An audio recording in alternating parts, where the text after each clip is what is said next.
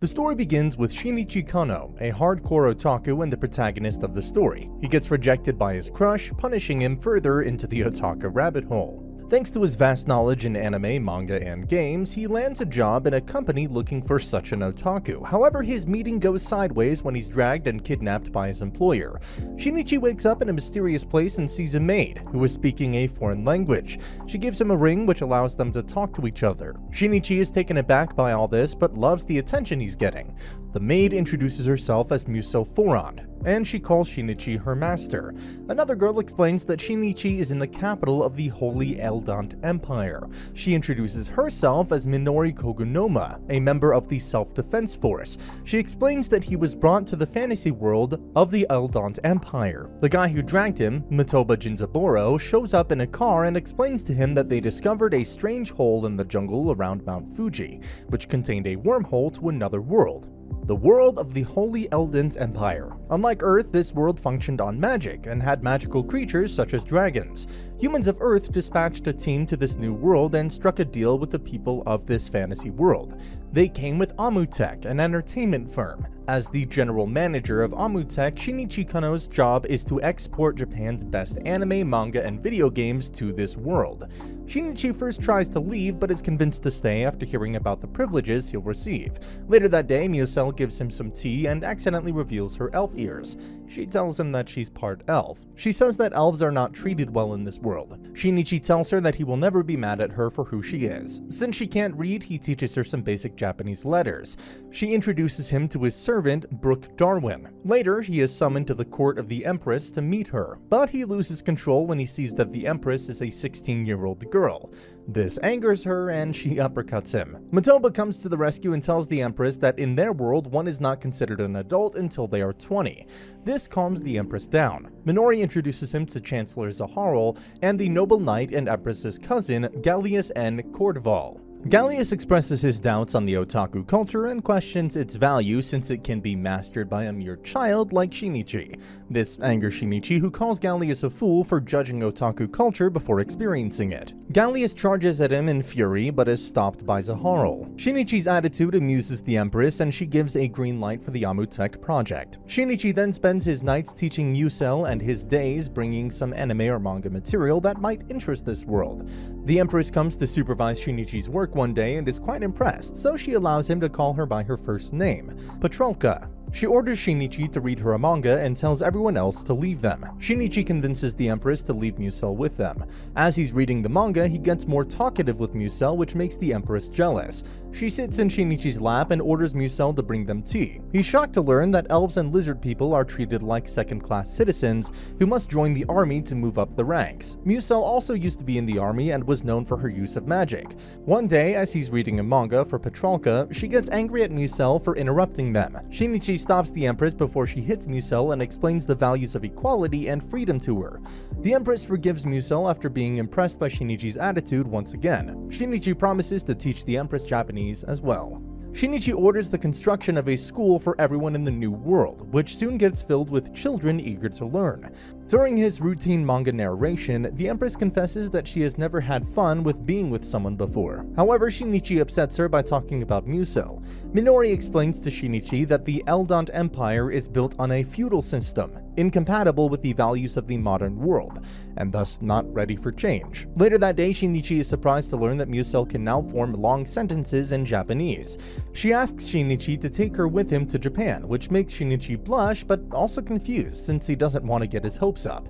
20 days later, his school grew in student strength as more and more kids joined the academy. Petrolka lashes out on Shinichi due to her jealousy regarding his relationship with Musel. Some mysterious cloaked men take advantage of the commotion and keep the Empress hostage. The mysterious people are revealed to be Beiduna, a terrorist group that is opposed to Shinichi's idea of education for everyone and intermingling all classes. They have a very destructive exterminating flame with them that can blow up the school. Shinichi rebukes the leader of the group for his racist ideas, but it's of no use.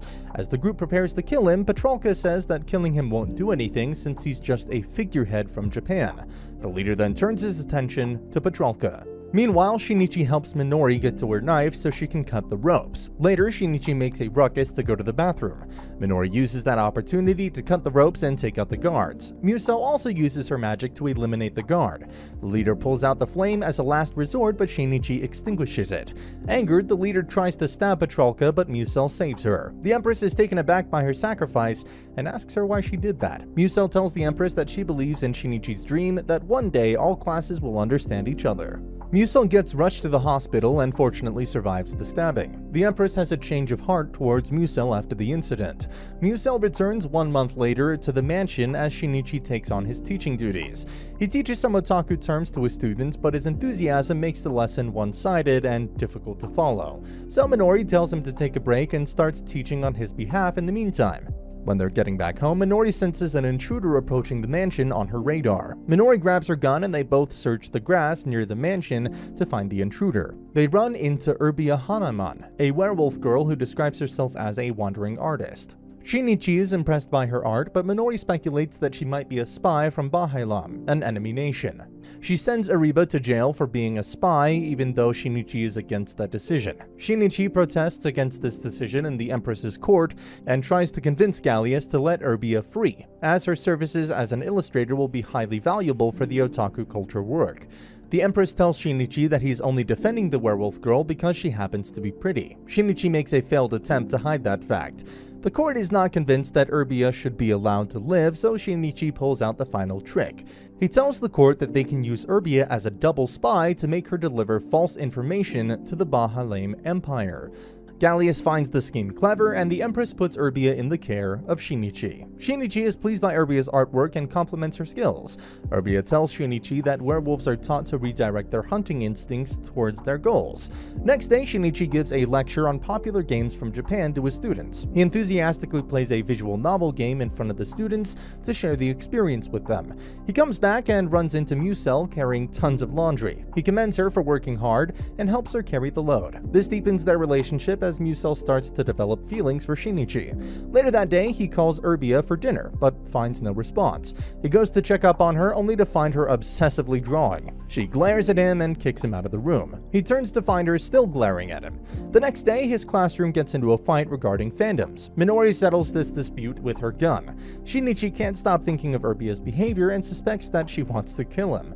Meanwhile, he's summoned to the Empress's court. She acts like a tsundere in front of him. He gets back home and asks Muso if she would like to go to Japan with him, and she says yes in a joyful tone. Later, he has a nightmare and wakes up to find Urbia on top of him. He screams and everyone comes running into his room, only to find Urbia being intimate with him. Urbia explains that due to the season, she was in heat and gave in to her animalistic desires. Tension between dwarves, elves, and humans are increasing in Shinichi's school. Later that day, Shinichi sees Elbia playing with a soccer ball and gets an idea for a friendly soccer competition in school. Shinichi says to the Empress that this match can end the hate between the dwarves and the elves by encouraging them to cultivate some sportsmanship. The Empress approves the competition and Shinichi moves forward with the plans for competition. A reward from the Japanese government is announced for the winner. The match begins and the dwarves immediately score a goal. The elves are taken aback by this shot. Next, the dwarves are completely outside the elves and score another goal. Since the dwarves are very powerful, elves are having a hard time stopping them. They scored multiple goals in the first half. Since elves are outmatched in strength, Shinichi has to allow the use of magic in the next game. The next game begins and the elves completely demolish the dwarves with their magic. Things don't go as planned as dwarves and elves start a war against each other and cause enormous damage to the arena.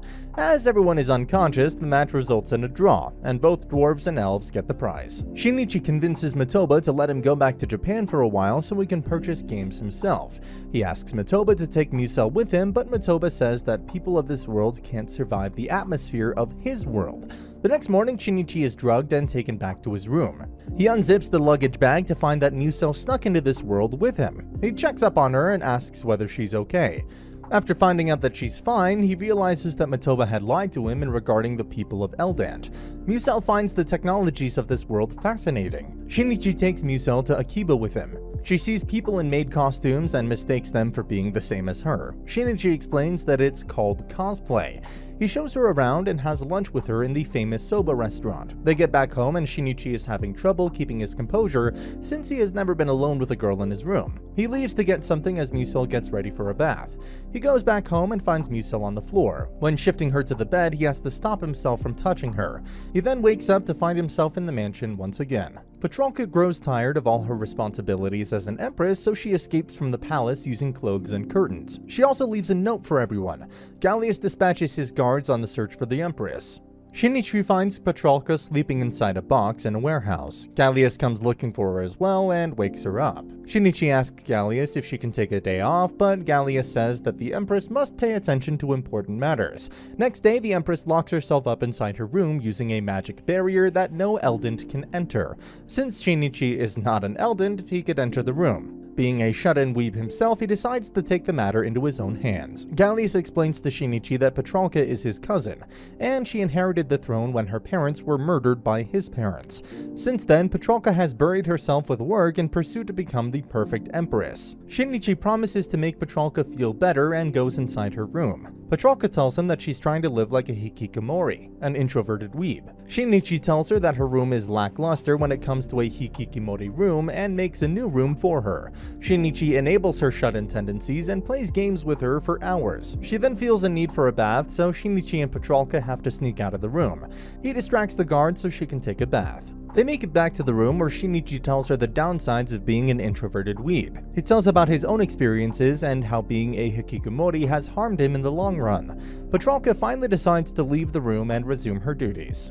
Gallius is happy since Shinichi has helped him tremendously with Petralka. He says to Shinichi that he can ask for anything from Gallius. Shinichi uses the opportunity to ask for a vacation. Gallius allows them to go to a lake near the Imperial Villa for their vacation. Shinichi is overjoyed since he's getting his own swimsuit episode. Meanwhile, Petralka is also making plans for visiting the beach after her work hours. She orders her intellectuals to make a swimsuit for her. After a lot of discussion, they finally decide on a school swimsuit. Everyone is having fun on the beach, unaware that they're being watched by someone from a distance. When they're having lunch, a student of theirs comes running to them for help. He tells them that Ramilda, a dwarf student, got abducted by some unknown people in the jungle. Minori suspects that they might be members of Beiduna, the terrorist group. Following the elf student's guide, they find the people in the jungle and capture them. They turn out to be members of the Special Defense Forces who were just trying to peek at Minori. Meanwhile, Petralka loves her new swimsuit. Matoba delivers shocking news to Shinichi. It turns out that the footage from their soccer game got somehow leaked into social media websites.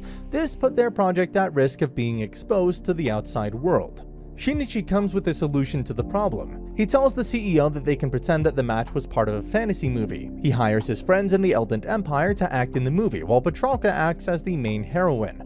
The shooting begins as they capture a scene using real magic instead of VFX. After the shooting, a soldier interrupts Minori and calls her as they have found a dragon's nest, which must be dealt with. They take a dragon whisperer with them to the dragon's lair. The dragon wakes up after smelling Minori's perfume and attacks them. They have to give up on the dragon. Meanwhile, Shinichi carries on with the shooting. The time comes when they're shooting with a fake dragon. Since the shooting location is near the real dragon's lair, the dragon whisperer warns them not to use any perfume, since it can attract the dragon. However, Minori uses the perfume, which ends up waking up the dragon. The dragon attacks the set, but the military fires at it, thus forcing it to fly away.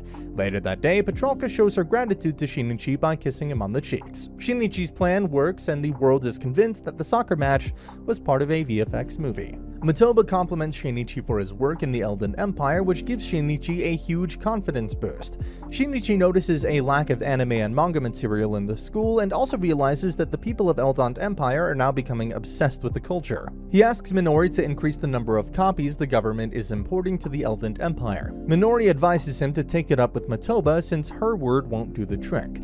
Matoba tells Shinichi that the government always wanted to create a huge demand for their culture in this world. Matoba explains that this world is now in their control and Shinichi is the vanguard of their invasion. This shocks Shinichi as he realizes that he was being used all along for a cultural invasion, but is helpless since the government can dispose of him after going against it. Later that day, he runs into Musel preparing food for him and decides he can't take it anymore. He says that he's an invader and he shouldn't be here. Musel ends up crying and begs him not to leave her. This gives Shinichi motivation to do something for this country. He asks for a meeting with Petralka and suggests that talented artists from the Eldent Empire should make their own anime and manga so they don't have to rely on the Japanese government, much to Matoba's dismay. The Empress approves and finds the idea wonderful. Some assassins make their way to Shinichi's room to assassinate him. However, Petralka's elite elf guards easily dismantle all of them. Next morning, Matoba apologizes to Petralka and explains that the attack was the work of some radicals not sanctioned by the government. He assures everyone that this won't happen again. However, the court now knows that Shinichi and the government have different interests. One day, the castle's outer wall is attacked with the exterminating flame. Even though they see crests from the Bahalame outside, Petralka suspects the Japanese government is behind the attack. Shinichi sees that the school is burning, so he runs to retrieve the copies. Musel, Brook, and Urbia follow him. As Shinichi gets to the library, he's knocked unconscious and is left inside the library. Using Brook's strength, Urbia and Musel get inside the school. As Urbia holds off the guards, Musel goes to look for Shinichi and finds him in the library. Urbia is about to get shot, but Minori comes to the rescue. They make their way to the library and safely take Shinichi with them. Shinichi wakes up to notice that the school has burned down. Shinichi asks Matoba to let him talk to the officials. During an online meeting, Shinichi makes the official snap and confesses the true intentions of the government. Shinichi then pulls out Petralka's magic drone. Since she has heard everything, she warns that if they try to hurt Shinichi again, she will sever the diplomatic relationship between the government and the Eldent Empire. The government agrees and the school is reopened shortly after that. Shinichi resumes his role as an otaku teacher, and that's the end of the video. As always, if you liked what you saw, subscribe to the channel. I'll be uploading a lot of videos just like this.